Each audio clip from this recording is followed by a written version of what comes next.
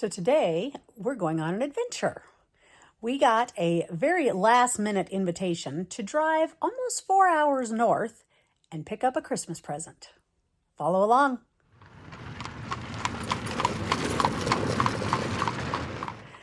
So to give a little bit of the backstory, Sean's mom has been through a lot of loss in the last few years, and about 2 months ago, she lost her senior dog. It passed, followed shortly thereafter by her cat.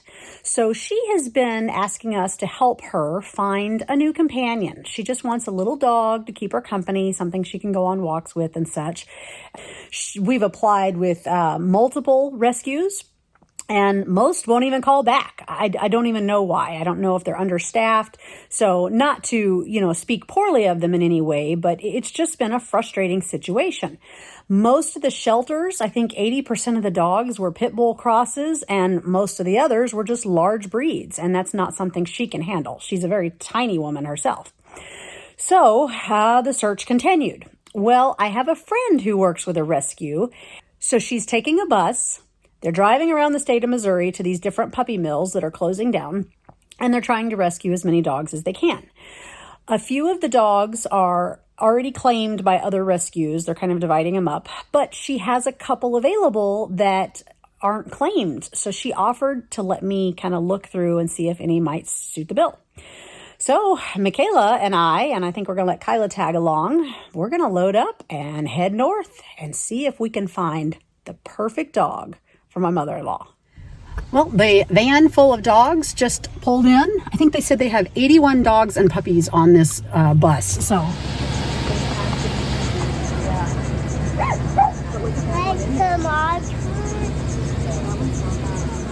there she is. They just handed her to us out of the bus. Hopefully you can see her.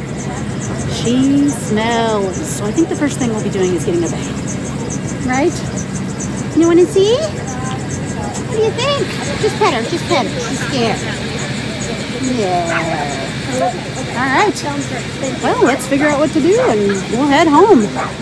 We're back in the car. We've gotten on the road and we've got about a 3.5 hour drive ahead of us, I think. Kyla is the babysitter, or I should say puppy sitter for the moment. You like the puppy? And then, of course, there's always Rosa, who is currently pouting, feels totally betrayed. Look at that. She won't even look at the camera. She has decided she's very upset with me for bringing another dog into her fold here. She's at that kind of senior age where she just doesn't care for other dogs. We are her pack, and that's all she needs. So, yeah, I think it'll take her a day or two to recover. But meanwhile, we'll get this little girl bathed up and taken care of and just kind of give her the night to calm down, because I think she's in shell shock here. Hasn't really moved. So we made it home about midnight last night and got the puppy tucked away for the evening in a kennel. And it quickly became apparent that a kennel is probably the only thing he's ever really known. So he's not real comfortable with anything else. Now, you'll notice I'm saying he. All through the process yesterday where the rescue contacted us, it's kind of a long story, but anyway, they contacted us. They had a female puppy for us, she. But when they delivered, we met them in a parking lot around 9 o'clock last night. It was dark. It was really cold. It was, in the low 20s by then. I had gloves on. I had a big bulky coat on. And then we just put him into a dark car. So I just kind of took their word for it. Well, we stopped about halfway home to let him go potty. And he squatted like a boy. And I realized we had a boy puppy, not a girl puppy. So we're having to still work on changing our thinking process, because it didn't matter to us. But here's the pup this morning. He's been kind of going back and forth between exploring a little bit and resting in between. This is obviously very stressful and exhausting. So we're mostly leaving him alone, just kind of letting him hang out and observe. We've instructed our children to keep things calm and kind of quiet upstairs so he's not overwhelmed. But he's very intimidated. He's got no interest in people or being touched. Definitely pretty nervous about that. But we've got a big day ahead, so as much as possible, I'm just going to let him rest. And then a little bit later, it's going to be bath time. Okay. So we're in our very multi-purpose laundry area here. I'm going to just bathe him in the sink, trying to get the water right. He's going to be pretty sensitive here. He's thin skin and thin hair coat. There we go. Not going to be fun, I know. I know.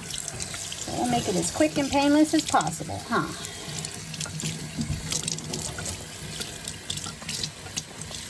Sometimes it's easiest just to get it over with. Ooh, look at the dirt coming off of you. All right. Now it's time just to go snuggle. We'll go snuggle by the heater. Let him warm up and dry. He's nice and dry now, so I'm working on grooming. First step is to try and clip out a couple of the really bad mats. My goal is to keep him with as much hair as possible because it is cold outside.